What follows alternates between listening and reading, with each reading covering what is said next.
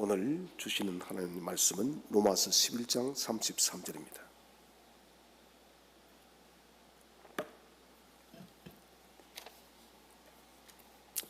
로마서 11장 33절 신약성경 256면 하나님 말씀을 다 함께 합독하도록 하겠습니다. 시작. 깊도다 하나님의 지혜와 지식의 풍성함이요 그의 판단은 헤아리지 못할 것이며 그의 길은 찾지 못할 것이로다. 아멘. 우리가 앞주전까지 교리 강좌 4번을 들었는데 이제 5번째 시간입니다. 사실은 이제 우리가 교리가 무엇인가, 교리에 대한 본격적인 첫걸음을 우리가 디디게 되어집니다.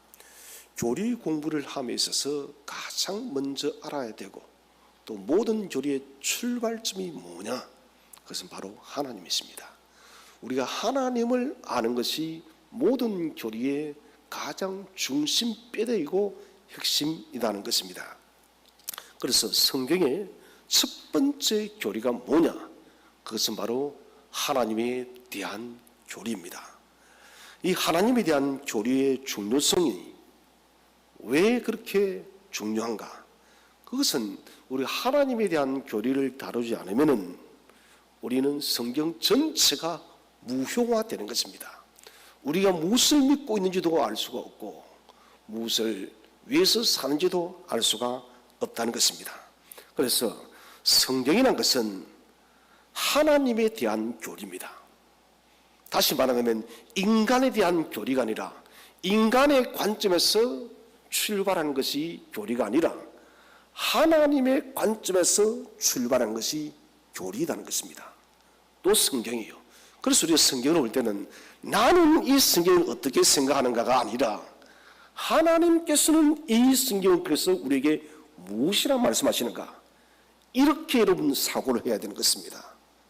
다시 한번 거꾸로 말해보자면 나는 이렇게 생각하면서 인본주의 생각이요, 하나님은 우리에게 성경을 통해서 이렇게 말씀하신다. 이것이 바로 신본주의 사고입니다. 우리는 인본주의 사고 속에 틀이 박혀 있어요. 이것을 제가 히브리적 사고 구조와 헬라적 사고 구조를 했습니다. 헬라적 사고 구조는 인본주의에서 출발하기 때문에 항상 성경을 연구하며 있어서도 인간의 관점에서 연구를 합니다. 신본주의는 그게 아닌 것입니다. 하나님의 관점에서 우리 인간에게 말씀하시는 것을 듣는 것이 신본주의라는 것입니다. 특별히 창세기 1장에 나오는 태초에 하나님이 천지를 창조하시니라, 이 사실을 우리가 바르게 이해해야 돼요. 인본주의는 정말 태초에 하나님이 천지를 만드셨나? 이게 인본주의의 질문이고, 우리는 신본주의는, 히브리적 사고구조는 태초에 하나님이 천지를 창조하셨음을 선포로 믿고 우리가 받아들이는 것이에요. 받아들이는 것입니다.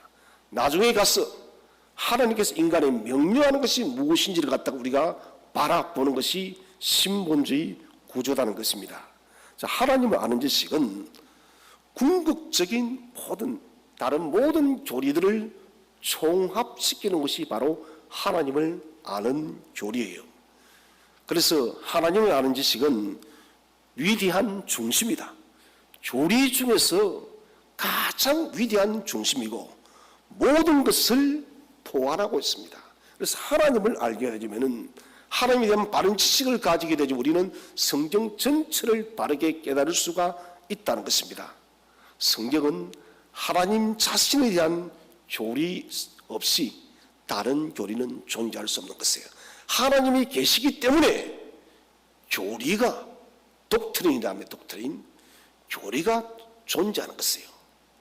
하나님이 계시기 때문에 교리가 있는 것이지 하나님이 없으면 이 교리는 존재할 수가 없다는 것입니다. 그래서 하나님에 대한 교리에서부터 출발하지 않으면 구원의 교리도 우리는 살펴볼 수가 없고 제교리도 살펴볼 수 없어요. 아니, 살펴본다 할지라도 하나님에 대한 교리가 없으면 구원도 제도 아무 의미가 없는 것이에요. 왜 그런가? 우리는 하나님을 바르게 안아서 하나님께 영광을 돌리는 것이 인간의 궁극적인 본분이기 때문에요. 인간의 궁극적 본분이 하나님을 알고 하나님을 영원토록 영화롭게 기쁘게 즐겁게 즐거워하는 것이 우리의 신분인데, 하나님을 모르게 되면은, 하나님에 대한 바른 교리가 없으면은 이 모든 우리의 사는 인간의 모든 것들은 의미가 없다는 것이에요. 그래서 우리의 교리를 살펴보면 있어서 하나님 앞에 다른 어떤 다른 교리를 갖다 놓는 것은 불경건한 것이에요. 신학교에서도 우리가 신론, 성부 하나님을 가장 먼저 다룹니다. 다른 어떤 것도 성부 하나님보다 앞설 수 있는 교리는 하나도 없다는 것이에요. 성부 하나님에 대한 교리가 바르게 정립되어져야만 우리는 마지막 종말까지 갈 수가 있다는 것입니다. 자, 우리는 태초에 하나님이 천지를 창조하시니라, 여기에서 모든 것이 출발되어져야 됩니다. 하나님에 대한 생각을 일목요연하게 우리는 정리할 수 있어야 됩니다. 그래야만 바른 예배를 드리는 것이에요. 한국교회가 왜 기복주의가 되어지고 오늘날은 정말 죄송합니다, 교회가 기독교가 미신화 되었어요. 무속신앙과 교회가 무엇이 다른지 잘 구분이 가지를 안 해요. 신년이 되어지면은 우리 교회는 없겠지만 많은 그리스도인들이 점쟁이들을 찾아간답니다. 여러분, 왜 그렇게 되느냐? 하나님에 대한 바른 교리들을 알지 못하기 때문에, 성경에 대한 교리가 바르게 교육되어져 있지 않고 기복적 실학이 심겨져, 이것은 여러분 잘못되어진 교육입니다. 잘못되어진 교육이 한국 교회에 심겨졌기 때문에 그렇게 점을 보고 그 점을 즐거워하는 것은 사사시대가 똑같은 것이에요. 여러분, 사사시대와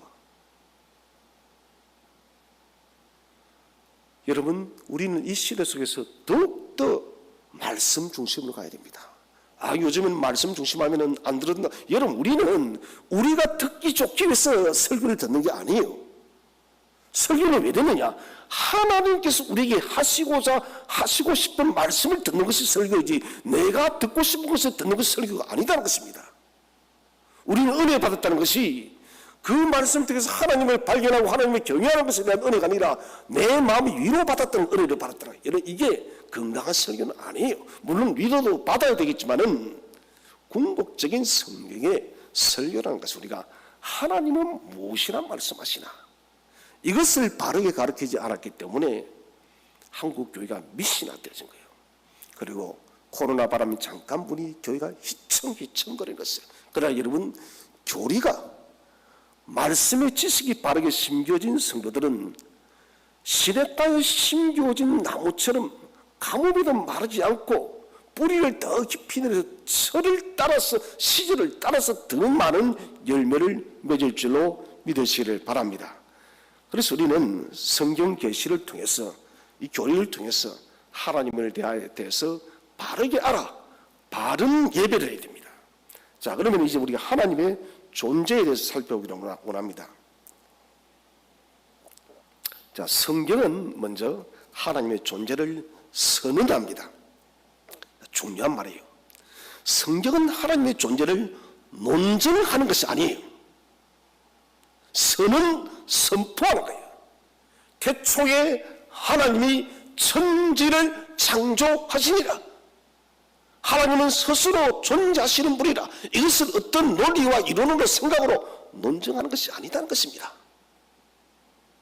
성경 스스로가 하나님의 존재를 선포해버린 거예요. 우리 인간의 의무는 무엇일까요? 그 선포된 그 말씀을, 선언되어진 말씀을 우리는 그대로 믿음으로 받아들이는 것이 인간의 할 일이에요. 그래서 성경이 하나님의 존재에 대해서 증거 제시가 아니라 선언하는 것을 선포하는 그 일을 우리는 당연한 일로 간주해야 됩니다.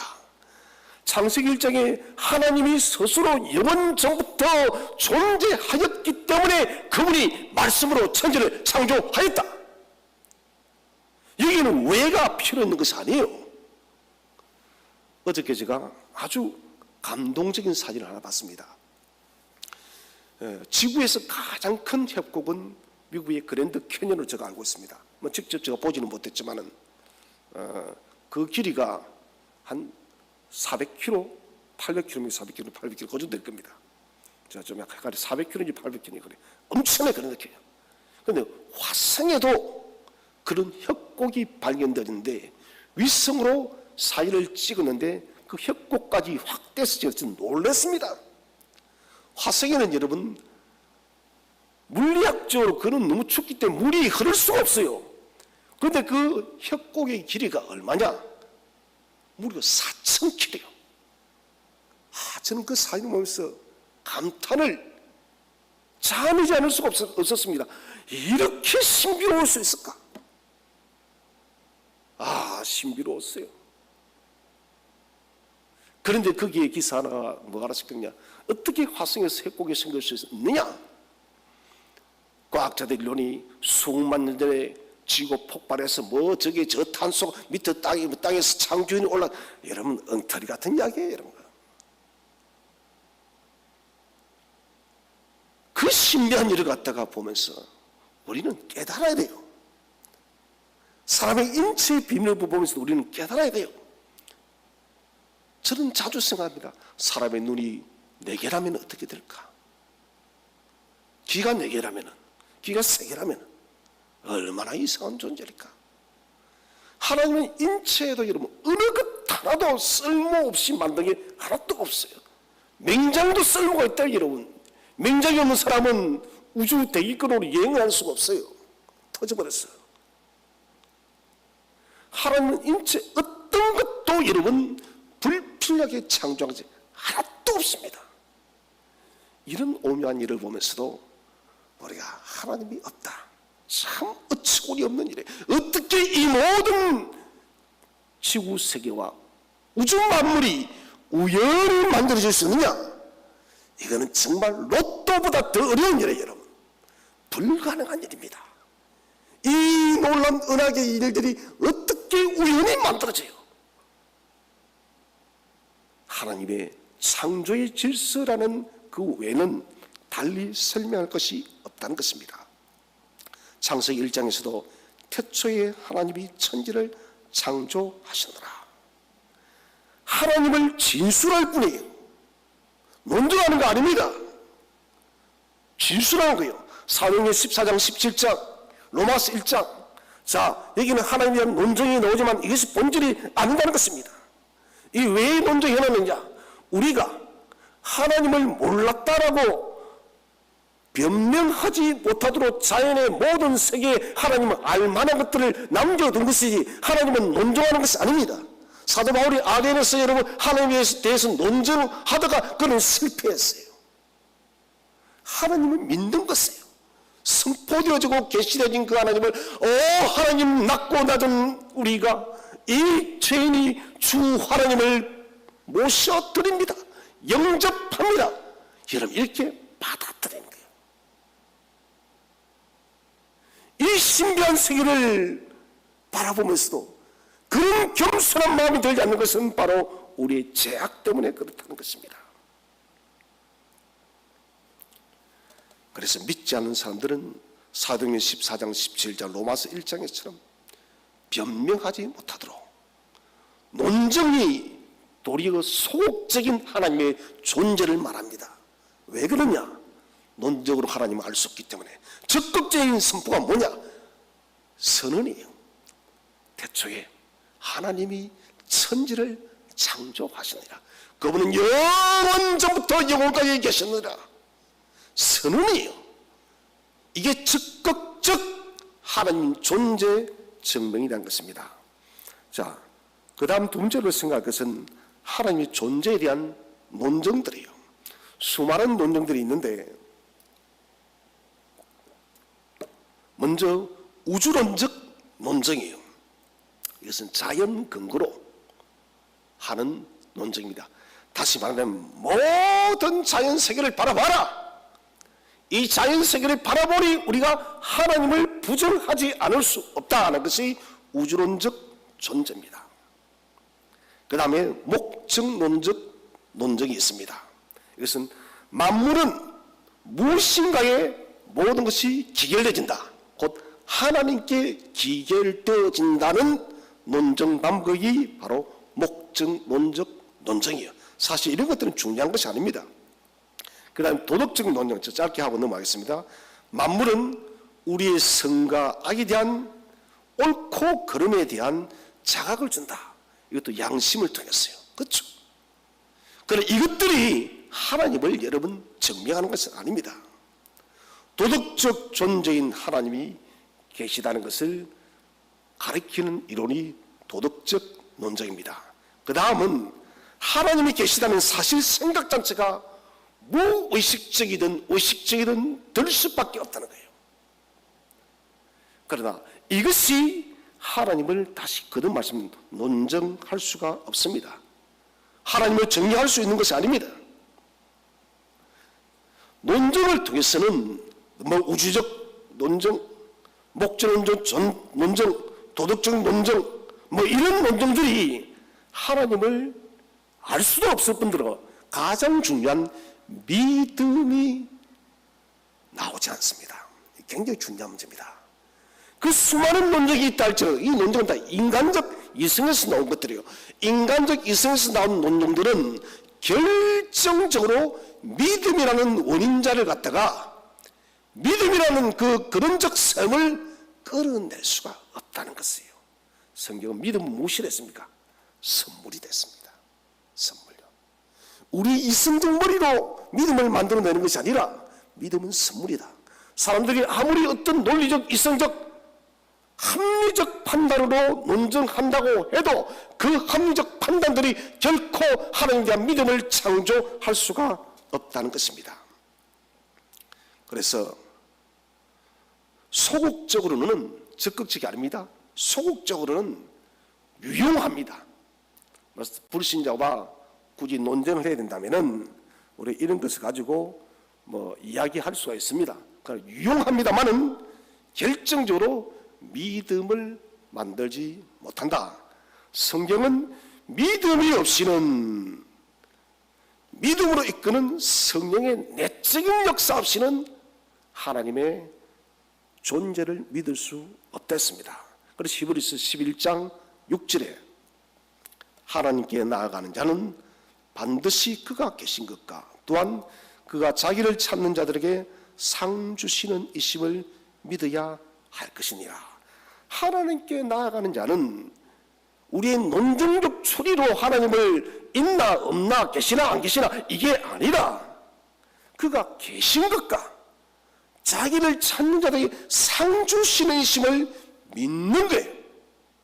그래서 저는 믿음을 다른 말로 인간적 측면에서는 겸손이에요. 저는 그렇게 생각해요.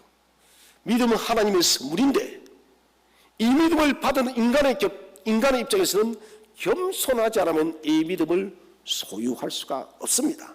우리 속에 왜 그렇게 불신앙이 일어나는가? 그건 교만하기 때문에 그래요. 어떻게 하나님이 계셔? 어떻게 하나님이 그런 일을 해요? 인간이 최고지.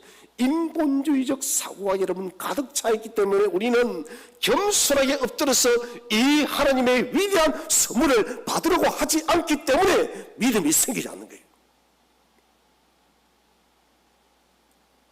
그래서 근본적으로 하나님이 주시는 선물인 믿음의 선물 없이는 아무도 하나님을 믿을 수가 없어요. 이거를 가지고 불신자들은 그러니까 너희가 미쳤지 않는데 미쳤지 그 사람이 교만한 거예요. 이거는. 우리가 믿었다라는 것은 겸손하다는 거예요. 믿는다는 겸손한 것입니다. 자신의 죄인됨을 자복하고 아무런 구원의 소망이 없는, 구원의 예망이 없는 불충한 죄인임을, 아무런 소망이 없는 그런 존재임을 깨닫는 지극한 죄인된 겸손이 묻어난 것이 믿음이에요.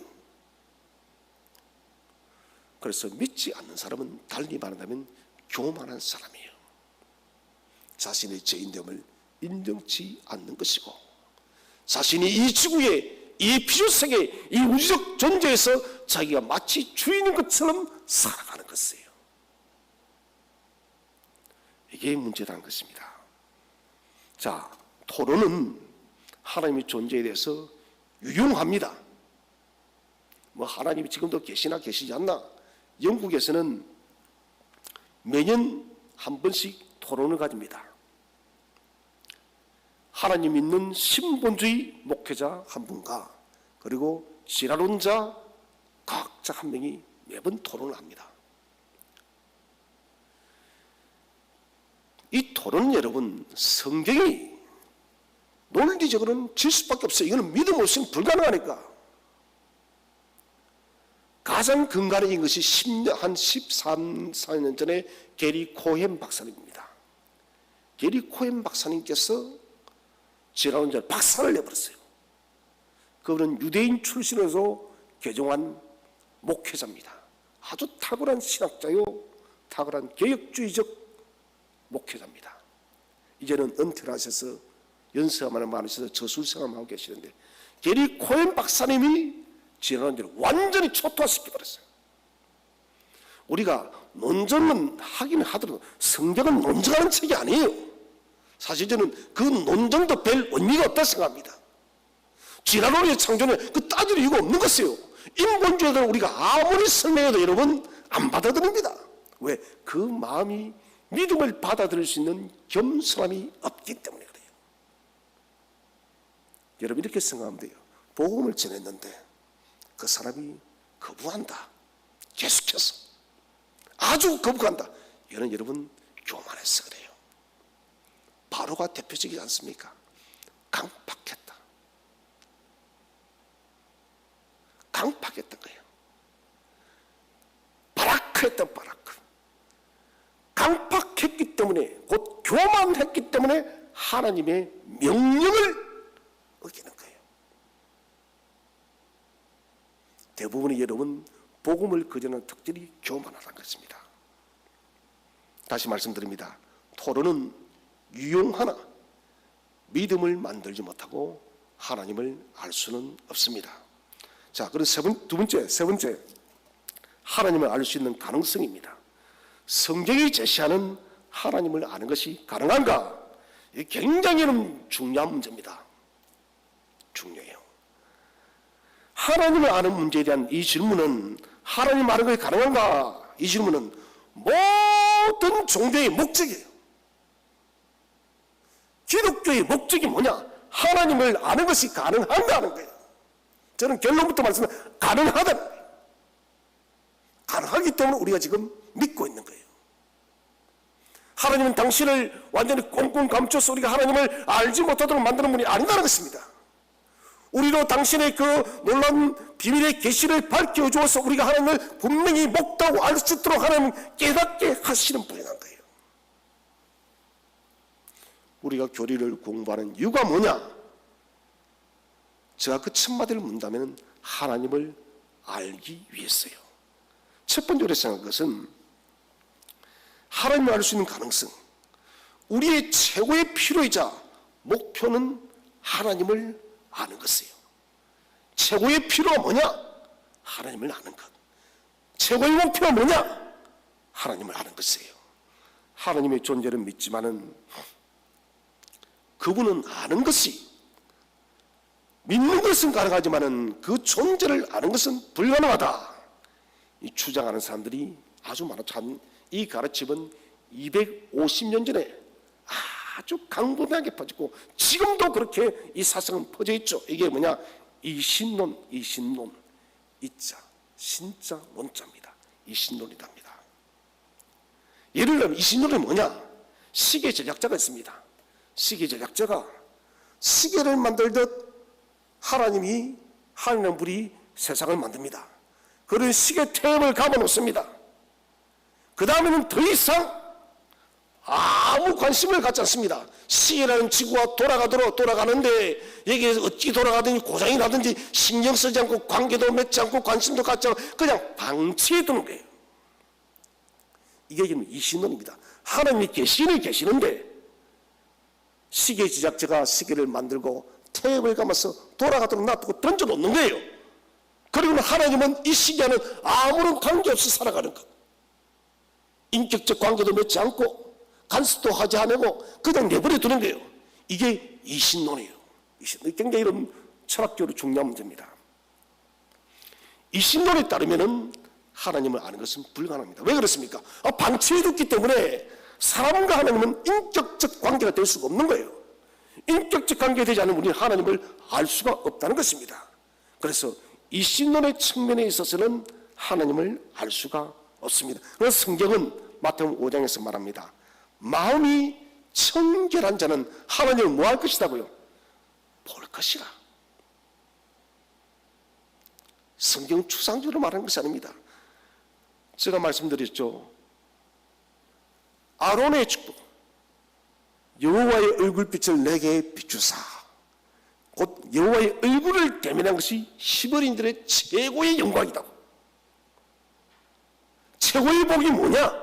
하나님을 보는 것이에요. 그 영광의 빛을 보는 것. 모세 같으면 정말 대단한 축복을 받았죠. 하나님의 등을 봤으니까요.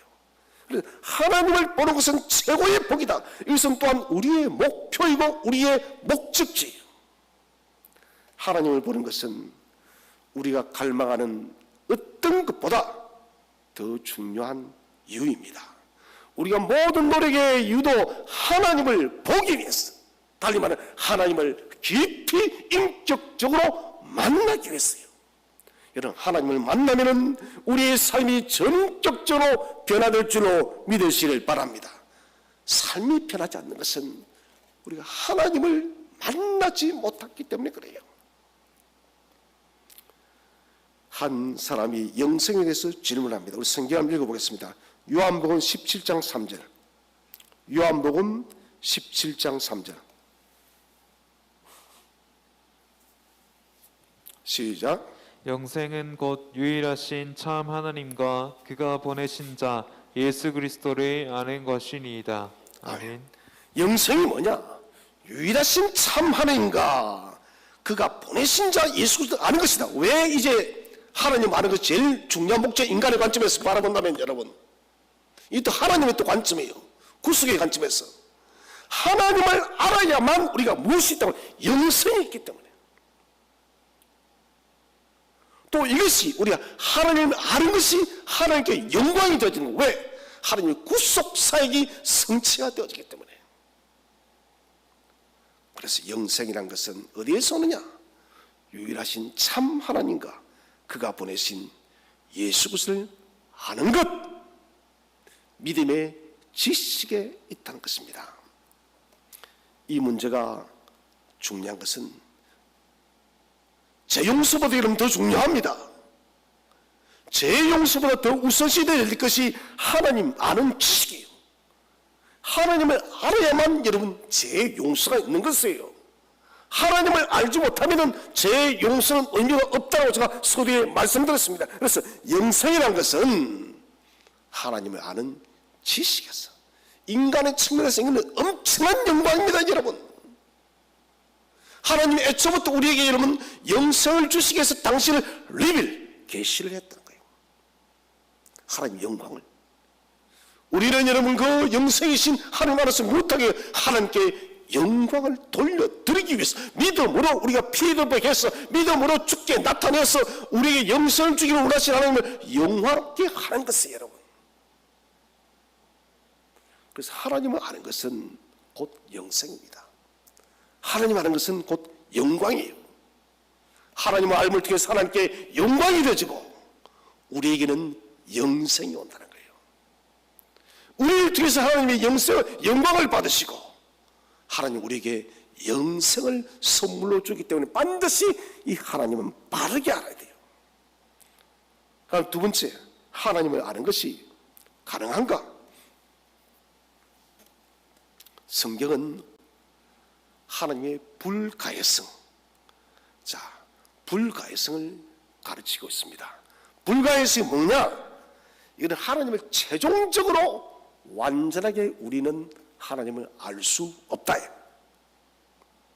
바꾸고 말하면 부분적으로 저는 뭐예요? 우리가 하나님의 자녀로서 영생을 얻기에는 충분할 만큼 하나님을 알 수 있다. 그러나 우리의 이 신지식이 불가해성, 하나님을 완전하게 이해할 수는 없다. 예를 들면 나중에도 말씀드리겠지만 삼위일체, 이 도무지 여러분 풀 수 없는 문제예요. 왜 하나님께 세상에 악을 허용하시는가? 이 풀 수 없는 문제예요, 여러분. 이런 것들 불가해성. 하나님은 알 수도 있지만 완벽하게 완전하게 최종적으로 파악하거나 이해하기는 불가능하다.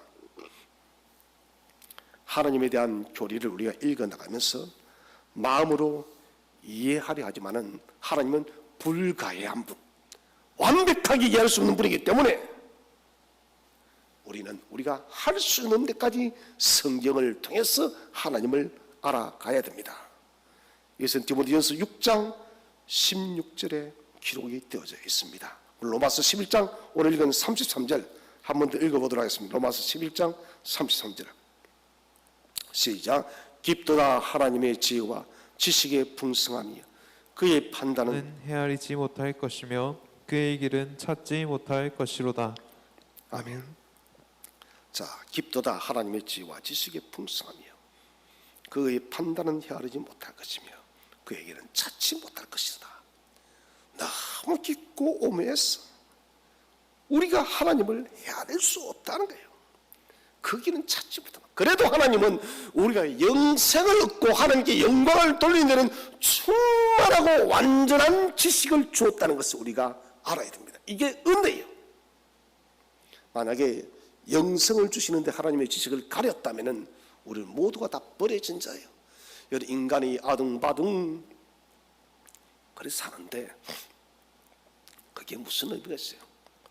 밥을 먹다가 어제 점심때 우연히 TV를 보니까 이런 노래가 있더라고요. 저는 그 가수가 누군지 모르겠어요. 제목이 공이래요. 공. 제로라는 게 허무다는 거예요. 가사 중에 이런 말이 있어요. 천년을 살 것처럼 그렇게 움켜쥐고 사는데 백년도 못 사는 인간들아. 저는 이게 대중가요지만 누가 지었는지 모르겠어요. 참 가사 잘 지었다. 천년을 살 것처럼 그렇게 사는데 여러분 우리가 천년 살아요? 백년도 못 살아요 제대로. 그렇다면 우리가 여러분 이 영생의 문제가 얼마나 중요한 거예요 이게. 여러분 저마저 세상 일 가지고 바득바득 거리지 마세요. 특별히 교회에서는 서로서로 힘을 합치고 하나가 되고 화목되고 웃고 기쁨을 해도 우리는 시간이 모자라요 여러분. 교회는 어쨌든 화목하고 기뻐하고 긍정적이고 믿음지향적이고 소망지향적이 되어야 되는 거예요. 뭐 우리가 교회에서 이런 뭔 배설한다고 우리가 그렇게 이런 불평불만이 많아야 되겠어요? 그러면 안 돼요 여러분. 교회는 어찌 감사해야 됩니다. 이 짧은 인생이 여러분 살다가 이 영생이 없다면 우리는 뭡니까? 저 저주의 영원한 사망의 권세 속에 영원토록 고통받는 우리가 되었을 것인데, 그런데 하나님께서 우리를 사랑하사 독생자를 보내시고 죽기까지 복전케해서 우리를 구원하신 데 교회가 화목하고 사랑하고 격려하고 위로하고 일치가 되어져. 여러분 이렇게 살아도 부족해요. 온유함으로 서로 위로 격려하고 돌아보고.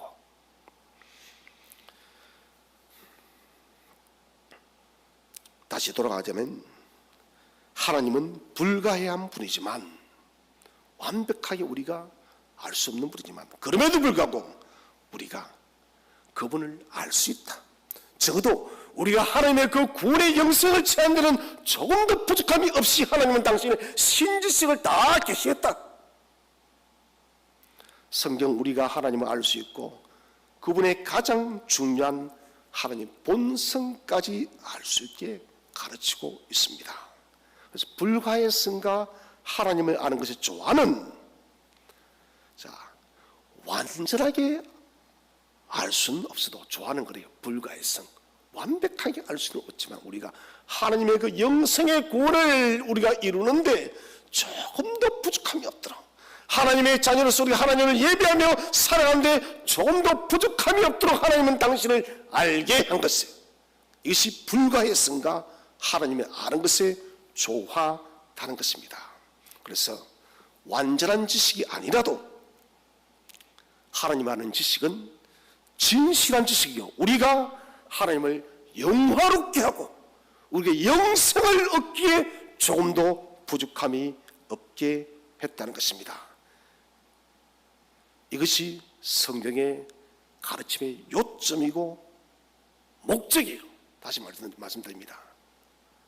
하나님을 알을 통해서 영화롭게 하고 그를 통해서 우리가 영생을 소유하게 하는 것이 교리 공부의 요점이란 거예요. 주님께서도 요한복음 여러분 20장에서 예수님에 대한 이적들을 기록할 더 많이 있지만은 다시 말하면 안 한다면 써자면 끝도 한도 없다는 것을 이만큼 줄여 쓰는 것은 너에게 믿게 하려 합니다. 믿게 하려 합니다. 영생을 주려 합니다. 이것 때문에 줄여 놓은 거예요. 만약에 여러분 그런 기적들이 우리가 하나님의 불가능성까지 없이 다 기록해서 우리가 이런 도리어 이거는 손해가 찾아와요. 그래서 우리가 가장 적합하게 주어졌어요. 용량이 여러분 70인 사람에게 100을 주면 못합니까? 그죠? 70리터의 물을 담을 수가 있습니다. 빅컵이 100리터 물은 부을 못해요. 3리터는 그 용량이 안 되기 때문에 쏟아지는 거예요. 버려지는 것입니다. 마찬가지 우리의 용량이 그래. 우리 용량이 더 많은 지식이 주어져도 우리는 그것 이해할 수 없어요. 하나님은 거기 딱 닫아버렸어요. 우리가 알만한 것 하나님을 영화롭게 하고 영생을 얻기에 딱 적합할 정도로 하나님은 우리에게 주셨다는 것입니다. 자, 이제 네 번째로 하나님의 본성입니다. 이 주제의 본성을 암에 있어서 우리가 첫 번째로 생각할 것은 이 주제에 접근한 우리의 자세입니다. 우리는 하나님에 대해서 무엇을 알 수 있는가? 본성에 대해서 무엇을 가르치는지 살펴보아야 됩니다. 출애굽기 3장에서 하나님은 떨기나무 속에 불꽃처럼 모세에게 나타납니다. 그리고 모세에게 말하죠. 모세야, 모세야, 이리로 가까이 하지 말아라. 네가 선 곳은 거룩한 땅이니 네 신발을 벗으라. 주여, 당신은 누구십니까? 나는 스스로 있는 자이니라.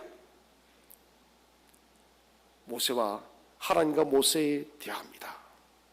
너무 큰 두려움과 거룩함으로 가르쳤습니다. 하나님의 서신 자리가 불떨기나무 자리가 거룩함의 경외함의 자리이기 때문에 너는 가까이 오지 말아라. 네가 선 땅은 거룩한 땅이니 내 신을 벗어라. 하나님의 의미하신 개념입니다. 그 이름조차 우리는 스스로 말할 수가 없습니다. 그래서 유대인들은 여호와라는 이름을 잘 쓰지 않고 아도나이, 주여, 그리고 엘로힘 이 두 말을 씁니다. 주로 아도나이를 쓰고 엘로힘, 여호와라는 이름 자체가 거룩하기 때문에 여호와를 예호와라는 이름을 쓰지로 못해요. 거룩하신 하나님 앞에 우리가 나아갈 때 하나님의 본성을 알게 될 때 우리가 근본적으로 가져야 될 자세는 뭐냐? 경건과 두려움이에요. 모세에게 이리로 하지 가까이 하지 마라. 나는 거룩한 존재이니 너는 네 신발을 벗으라고. 이런 하나님을 우리가 배워가기 때문에 우리가 근본적으로 하나님의 존재를 알기 위해서는, 본성을 알기 위해서는 우리가 근본적으로 경건과 두려움이 있어요. 오늘날뿐만 아니라 사람들이 여러분 이 경건과 두려움이 없습니다. 하나님을 알기를 뭐 동네 뭐처럼 알고 죄송한데 그렇게 쉽게 생각하고 있어요. 하나님 그런 분 아니에요. 불신자들은 여러분 하나님 정말 그렇게 취급하고 있어요. 또 우리 스스로가 그렇게 하나님을 그렇게 초라한 존재로 만들고 있고요. 하나님은 그런 분이 아닙니다, 여러분. 우리가 여러분 우리 존재가 신발도 신고 서지 못할 그런 거룩한 분이에요. 거룩한 분. 히브리서 12장 8절에 하나님은 소멸하는 분이다. 그래서 경건과 두려움으로 우리는 본성을 알기 위해서 나가야 됩니다. 첫 번째 이 본성은 무한하심이에요. 무한하심. 성경은 하나님의 무한성을 말씀하고 있습니다. 하나님의 본성은 무한하다. 이 말은 유한하지 않다는 것이에요. 절대적이며 존재 그 자체, 다시 말한다면 영원 전부터 영원까지 스스로 존재한 분이에요, 여러분. 우리 인간의 미스터리는 인간의 머리는 알 수 없는 것이죠. 그런데 하나님 말씀하신 나는 무한한 존재예요. 나는 영원 전부터 스스로 존재한 자라고. 절대적인 존재입니다. 얼마나 경이로운 사실이에요. 우리는 다 출생의 처음과 끝이 있습니다. 어머니 뱃속에서 나왔어.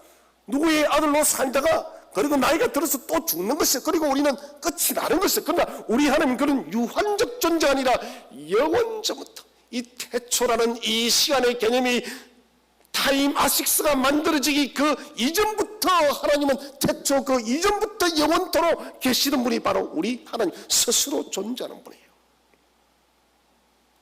그래서 하나님의 무한성은 우리 하나님이 모든 것에 근본적 원인이 되신다. 모든 존재하는 것의 출발이시다. 이 우주의 행성과 지구의 삼라만상, 인간의 모든 세계의 존재의 출발이 어디서 나느냐? 우연이 아니라 하나님으로부터 나왔음을 믿으시기를 바랍니다. 무한성은 모든 구습과 제한과 한계로부터 자유로우십니다. 그래서 하나님은 모든 곳에 계십니다. 이것을 우리가 하나님의 편재성이란 말을 하죠.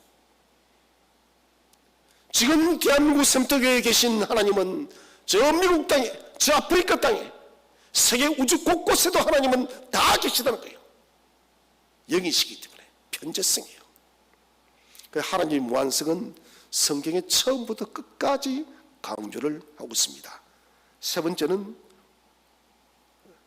영이십니다. 영이심. 하나님은 영이시다.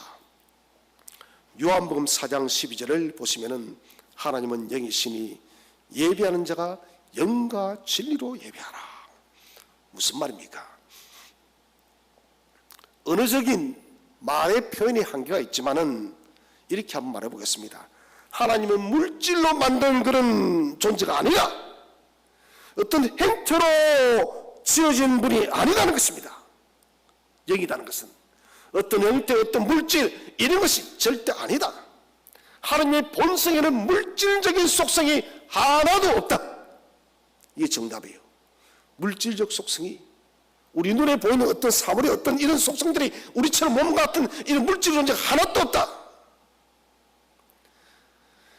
어떤 사람 내가 하나님 환상을 보았다는, 여러분 이것도 사실 어폐가 있는 말이에요.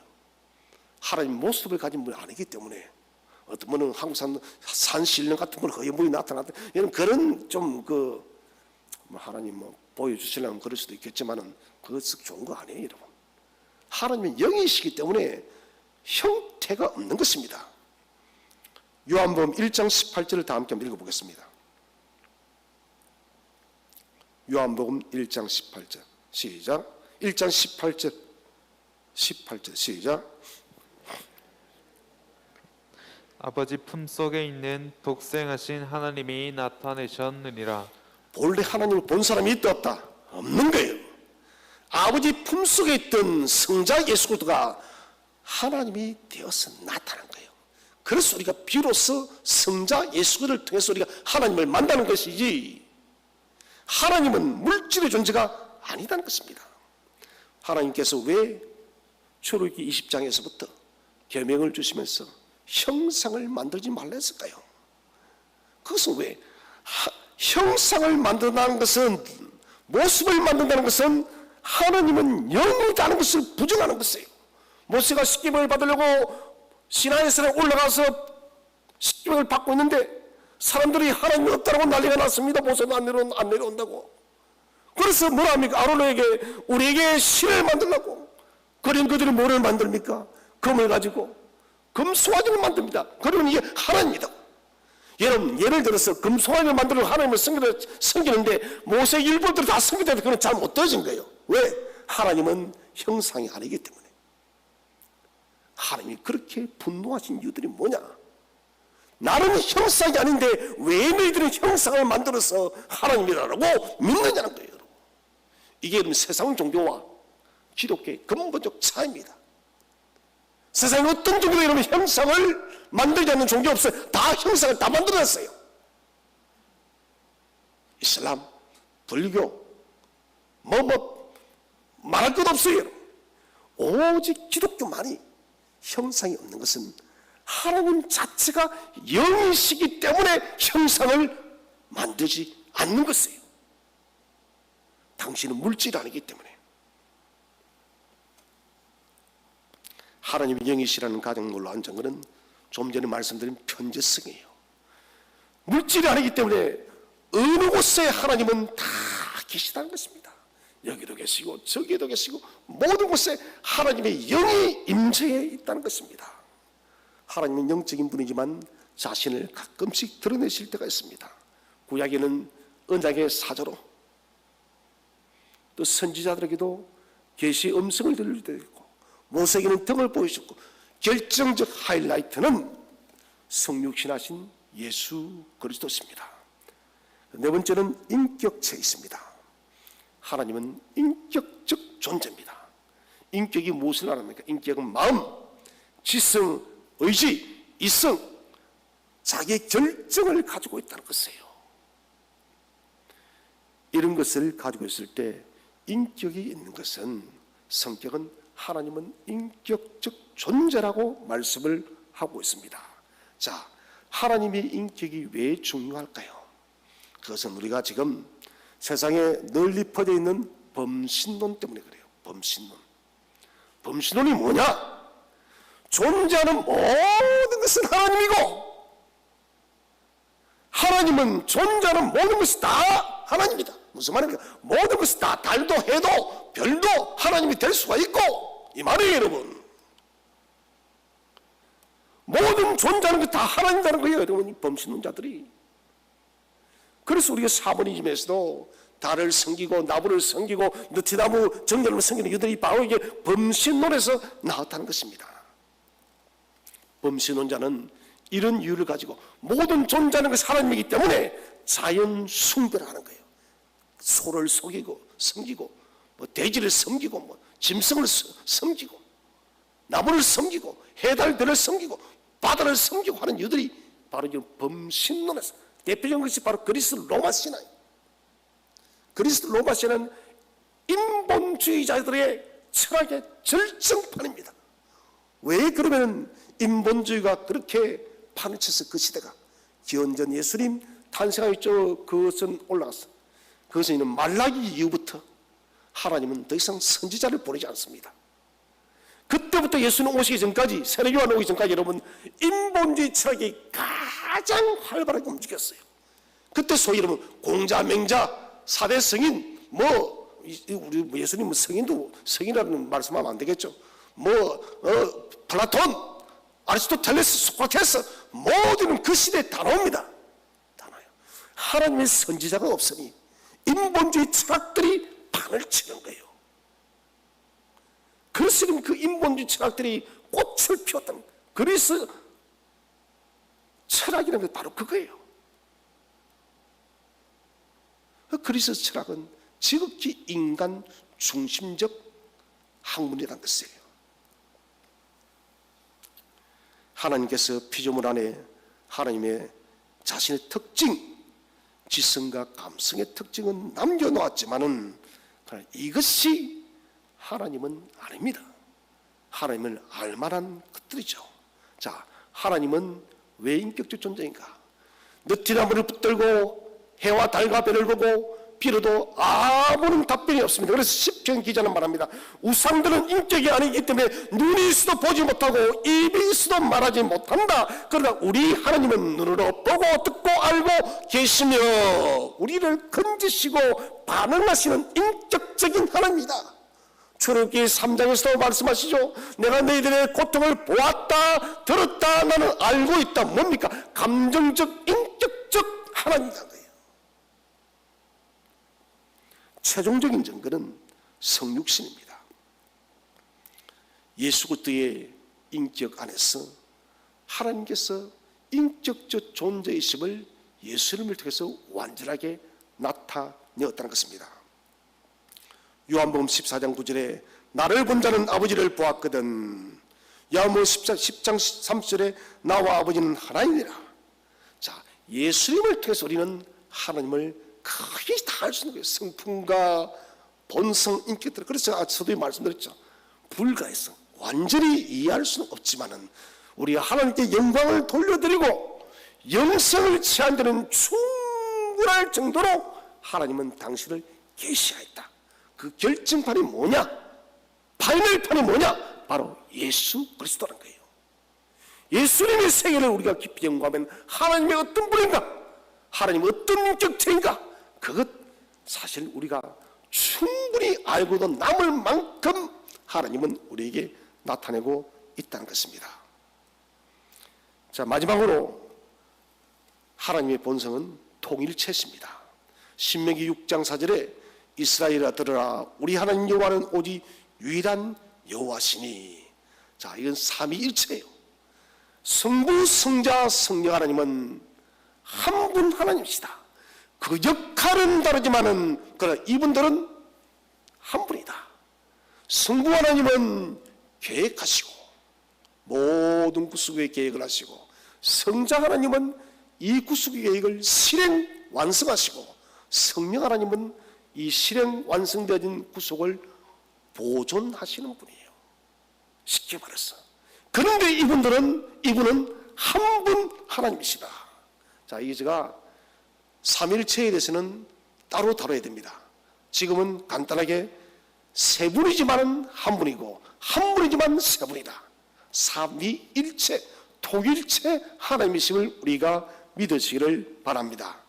무한하시고 절대적이시고 장엄하고 탁월하고 의미롭고 강력하고 영원한 영이시며 진리신 이분을 우리가 알고 이분께 예배하는 것이 인간의 최고의 영광임을 믿으시기를 바랍니다. 하나님 오늘도 우리를 만나주시고 우리와 대하기를 원하시며 무가치하며 볼품없는 우리들의 예배와 찬양을 기쁘시게 받아주시는 분이 있습니다. 하나님을 더 깊이 잘 알아서 온전한 성도, 온전한 예배자가 되시기를 주의 이름으로 축원드립니다.